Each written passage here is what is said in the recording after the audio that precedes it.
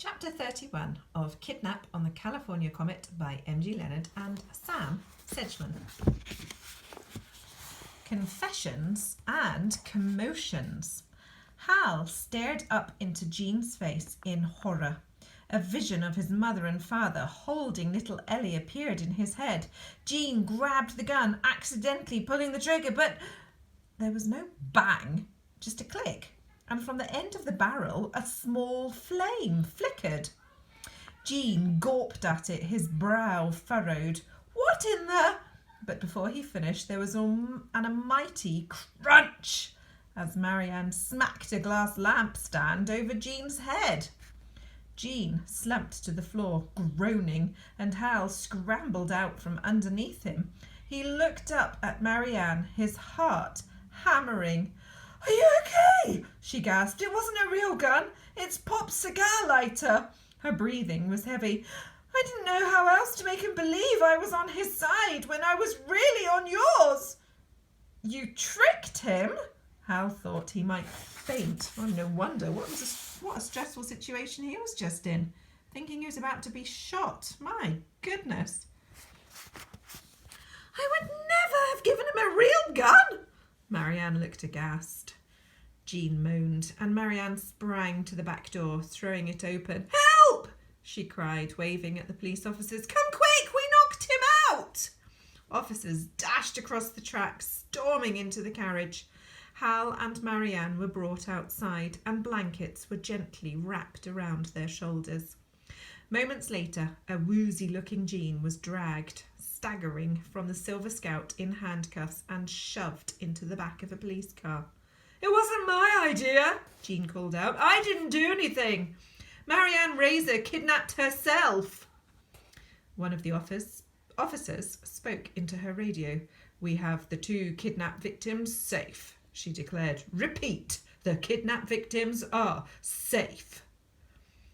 "I'm not a victim," mumbled Marianne to Hal. "I have to turn myself in." Hal squeezed her hand. "I'll help you explain." "Hal!" Uncle Nat dashed towards them, wide-eyed. "Are you okay?" His uncle swept him into a hug. "Are you hurt?" He checked Hal, then looked at Marianne. "Marianne, you're safe. What happened?" "Uncle Nat, why did the train stop? And all the police officers? Where did they come from?" "You disappeared," Uncle Nat said, obviously cross. "I found your sketchbook in the roomette with Marianne's hair inside it. I realised what you'd realised and told Vanessa that Jean had kidnapped Marianne." "I'm very sorry, Mr. Bradshaw," Marianne said, "but Uncle Jean didn't kidnap me. I kidnapped myself." "I beg your pardon?" Uncle Nat's brow furrowed. "Uncle Jean?" Hal giggled. Then so did Marianne. And then Hal found he couldn't stop laughing, and tears fell from his eyes. "She kidnapped herself," he repeated, and the 2 of them shook with peals of laughter. "I'm not sure that's funny," Uncle Nat said. "I'm sorry." Hal wiped his eyes. "It's just such a stupid thing to do." He nudged Marianne. "You're a total idiot." "I know," she replied, and they both laughed again, overcome with relief that it was over. "But you saved me from Jean," said Hal, wiping his eyes. "Thank you." "No, you saved me," said Marianne. "But how did you get out of those handcuffs?" "Magic," Hal whispered, and they both giggled. There was a commotion a little way off as a sophisticated-looking woman with short blonde hair in a black dress and high heels was manhandled off the train by Vanessa Rodriguez. "Help me, someone!" the blonde woman cried out. "This woman is hurting me!" "Stand down!" Vanessa Rodriguez barked at the officers drawing near, holding out her police badge. "This is Adelbert Cabbage, true name Karen Cunningham, suspected of fraud and extortion on a grand scale. We are taking her in for questioning regarding the Razor case. Someone read her rights." Gone was the red wig and blue coat, but Hal recognised Adie at once. He looked at Jean, whose face was pressed to the window of the police car. His mouth was open in shock as he stared, disbelieving at the woman he had thought was going to marry him in Mexico. "Who should I confess to?" Marianne whispered to Hal. "Vanessa," Hal said, keeping a tight hold of Marianne's hand. "I'll come with you." Vanessa Rodriguez blinked with surprise as they approached her. "I wish to turn myself in," Marianne said, a tremor in her voice. "I am responsible for staging my own kidnapping." "Really?" Vanessa stared at her. "Let me guess. You told Adelbert Cabbage you wanted to kidnap yourself, and she said it was a brilliant idea, encouraged you, and helped make your idea into a reality?" Marianne looked ashamed. "Yes. Yeah, well, I would arrest you, but you're a minor, a kid. A girl with a crazy idea to kidnap herself. You should probably be grounded for a year or made to pick up litter. That woman's an adult. She knows what's illegal, and she also knows what kind of money she might be able to get her hands on by taking advantage of the dumb kid of a billionaire." "Hey!" Marianne scowled. "I'm not dumb." Hal kicked her ankle. Vanessa looked at Hal. "You worked all this out?" Hal nodded, unable to stop a smile from creeping over his... Oh, did I miss a word? Face. Yes. "Then I should arrest you too, Mr. Beck," Vanessa said, "for withholding information." Hal spluttered, but then her lip curled and she winked. "Gotcha!" "Officer Rodriguez," Hal said, "Gene Jackson has a silver key in his pocket. It's for the padlock on my uncle's suitcase. Do you think you could get it back for me, please?" "Why does he have your uncle's key?" "One day I'll show you the French drop and you'll understand," he replied cryptically. Vanessa shook her head, walking over to the police car in which Jean was sat, still gawping at Adie. "Hal!" For a second, Hal didn't recognise the boy coming towards him. He looked different without the face brace and glasses, and he was carrying the lizard, Julio, on his arm. "Ryan, are you okay?" Ryan nodded. "I've been trapped in coach, praying for this whole thing to be over." He smiled. "And now it is, thanks to you. I never would have solved it if you hadn't given me that secret message." Hal nodded at the lizard. "What's happening to Julio?" "Adie ditched him." Ryan rubbed Julio's scaly back, and the lizard rolled his tongue with pleasure. "He didn't want to be a part of the kidnapping any more than I did. I'm hoping Mum will let me keep him." Marianne had hung back, hiding behind Hal. He stepped aside and pulled her forward to face Ryan. She stared at the ground, mumbling an apology, but they all three looked up as they heard the crescendoing... I don't know how to do this noise. Of two helicopters that landed a little way off. Sorry if that didn't sound anything like a helicopter, or two helicopters, in fact. I'm not good at helicopter noises. "It's Dad!" Marianne said, her voice full of dread. Cars were sent to the helicopters. People shouted into radios. Wheels spun. Marianne clung tightly to Hal's hand until a police car arrived and August Razor jumped out of the passenger seat. "Mary! Marianne!" Marianne smiled awkwardly as her father ran to her, scooping her up and kissing the top of her head. "You willful, deceitful, stupid," he kissed her between each reprimand. "Darling, beautiful girl." "Mon petit chauffeur?"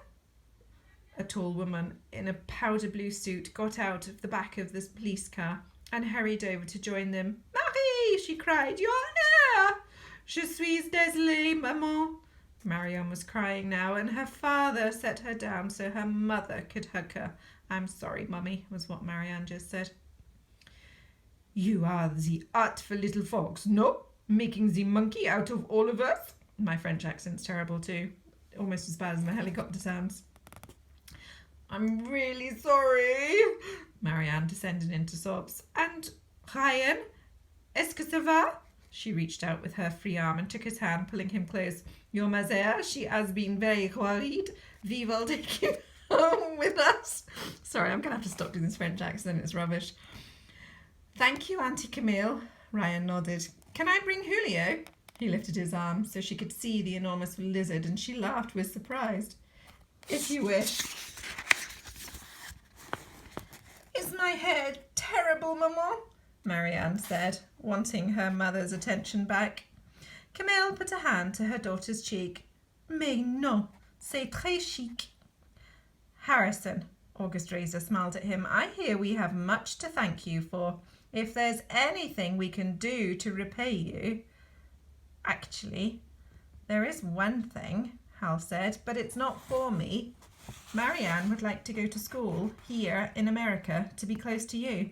I know it's not my business, but I'd be really pleased if she got her wish. Camille and August exchanged a guilty look. Oh, Hal continued, and you should take a look at her design for the Razor's rocket competition. I know she can't enter. It probably isn't allowed because she's your daughter, but you don't want to miss out on a good idea, and she has lots of them. She came to my rescue and saved me from Jean. I owe her. Marianne blushed and smiled gratefully at him. The Razors and Ryan said their goodbyes and climbed into a car to be driven back to the helicopter. Jean and Adie were gone, taken to jail, and the hubbub died down. Hal sat down next to Uncle Nat on a rock by the track. For the rest of the journey, Hal said, I'm going to sit in the sightseer lounge and only sketch scenery. I promise. Good. Uncle Nat handed him a cold can of soda. I don't think my heart could take any more excitement. Excuse me, a voice called out. Are you Mr. Beck and Mr. Bradshaw? A woman in blue Amtrak overalls with a yellow scarf tied around her afro walked over.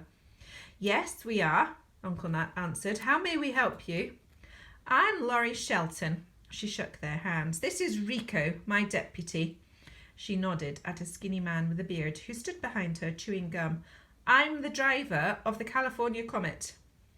A little billionaire bird told me you like your locomotives.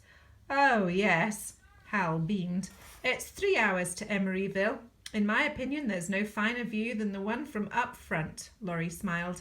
How would you like to finish your journey with us in the driver's cab? Hal and Uncle Nat exchanged delighted glances as they followed Laurie and Rico to the front of the train. Mr. Bradshaw, Francine called out as they passed. Time to get back on board. It's all right, Francine, Uncle Nat replied gleefully. We've seats up front. The dark blue and silver locomotive was dusty and streaked from its journey across America. Hal could barely contain his excitement as he grabbed onto the ladder, climbing up into the cab, which was the size of the Moretti's bedroom. 2 big letterbox windscreens gave them a view of the track ahead. Below them was a wide console covered in buttons, levers, and a small black joystick. Welcome, Laurie said. Harrison, you take Rico's chair and press that button, will you? The famous 5-chime horn echoed through the mountain pass, sending a flock of birds shooting into the sky. Hal grinned over his shoulder at Uncle Nat, who was sat beside Rico, beaming. Laurie pushed the throttle, and the engine roared as it heaved the carriages into motion. They rode the rails out of the mountains, picking up speed on the flat, passing through Sacramento and crossing Davis. Hal sighed happily as they rattled on to the Benicia Martinez Bridge, enjoying the thunk of the wheels on the tracks as he gazed out over the sparkling water. The twin estuaries of the San Joaquin and the Sacramento rivers, not sure about the pronunciation there, sorry, draining into the San Francisco Bay. All was well. I think that could be San Joaquin. Who knows? All was well. Marianne was back with her parents, and he was at the helm of the California Comet with silver superliners snaking along behind him. Look, there we go. There's a view if I draw out. And that's it. End of that chapter. Bye for now.